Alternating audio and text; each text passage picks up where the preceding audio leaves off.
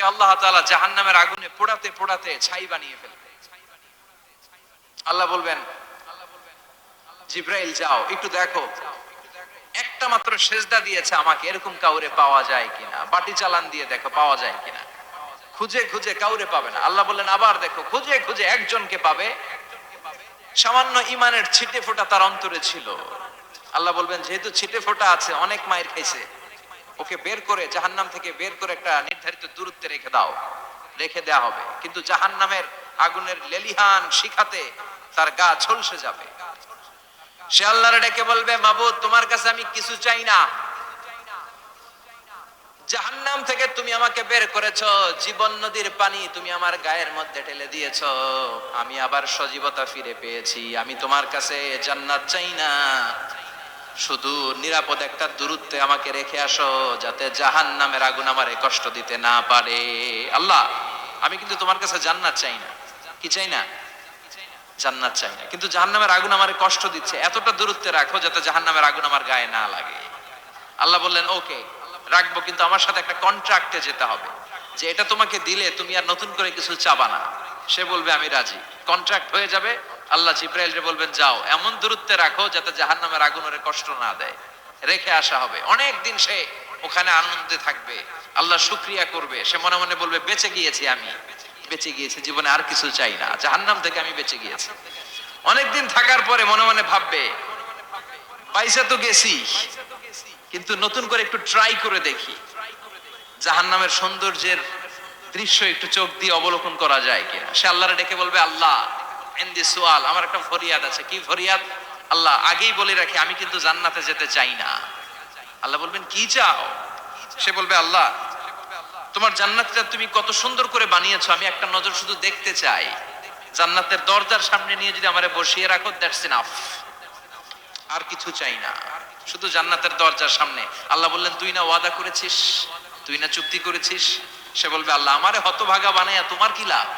সুবহানাল্লাহ পড়েন। আমারে তুমি হতভাগা বানিও না। আল্লাহ বলে ঠিক আছে, আবার সিগনেচার কর যে জান্নাতের দরজার সামনে বসিয়ে দিলে আর কিছু চাবি না। সে সিগনেচার করে বলে আমি চাবো না। আল্লাহ বললেন জিব্রাইল বেচারারে ধরে জান্নাতের গেটের সামনে বসায় দে। এবার জান্নাতের গেটের সামনে বসে বসে জান্নাতের সৌন্দর্য দেখা শুরু করবে। সুবহানাল্লাহ। এমন সৌন্দর্য যেটা চোখ দিয়ে কেউ দেখে নাই, কান দিয়ে শোনে নাই, ওই সৌন্দর্য চোখে দেখে, কান দিয়ে আওয়াজ শুনে মাগার ভোগ করতে পারে না। অন্তরে জ্বালা আছে না নাই? এয়ার কন্ডিশনের রুমে ঢুকতে না পারলেও, এয়ার কন্ডিশনের রুমের দরজার বাইরে দাঁড়ালো, এয়ার কন্ডিশনের রুমের একটা ঠান্ডা বাতাস গায়ে লাগে না? কথা বলেন তো। ও যখন জান্নাতের দরজার সামনে দাঁড়াবে, ওর গায়েও এরকম জান্নাতের ঠান্ডা বাতাসের হিমেল ছোঁয়া গাটাকে শীতল করে দিবে।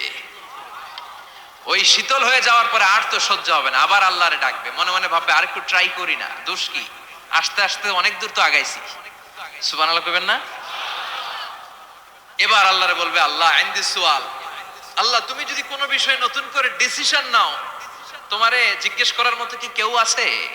আল্লাহ বলে না, আমি তো সব রাজার বড় রাজা, মহারাজা, আমার উপরে তো কারো কথা চলে না। ওই হতভাগা লোকটা বলবে আল্লাহ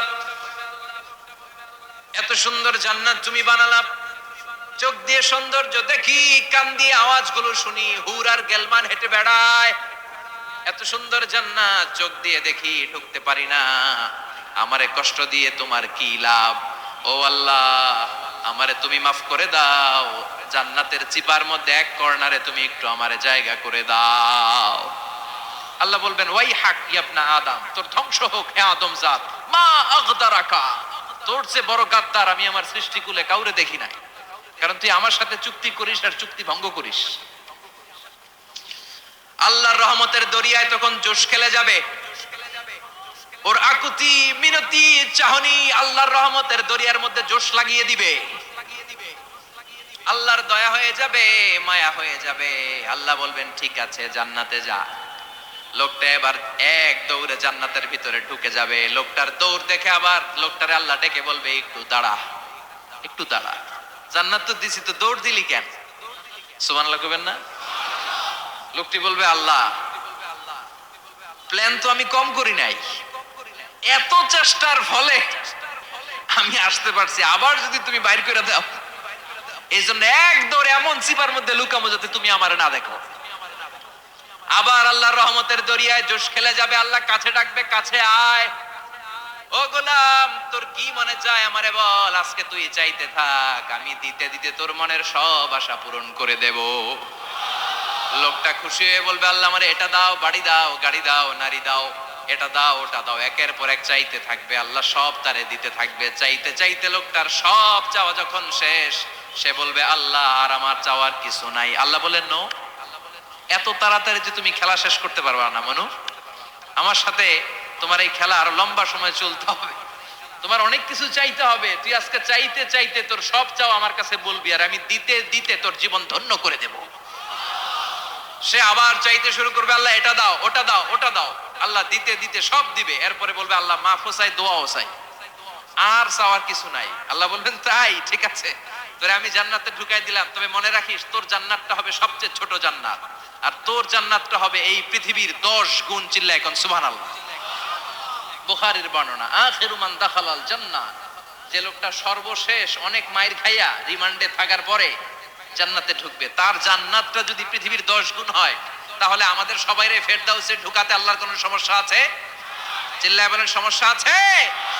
এজন্য আমরা আল্লাহর কাছে কোন জান্নাত চাই? কথা বলেন।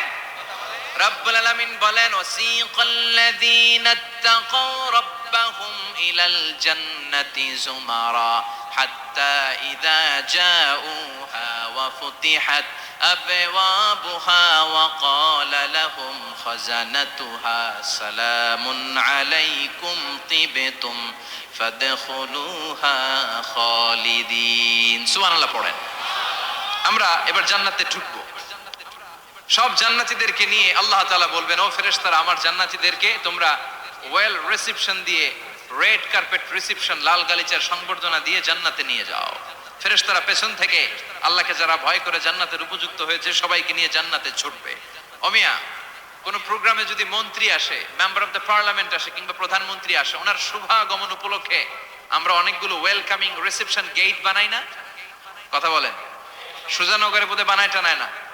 আজকের মাহফিলের তো কয়েকটা গেট দেখলাম আমি, বানাই না আমরা? Welcoming reception gate. জান্নাতীদের জন্য এরকম, আপনারা যারা ফেরদাউসে ঢুকবেন, আপনাদের জন্য এরকম ওয়েলকামিং রিসেপশন গেট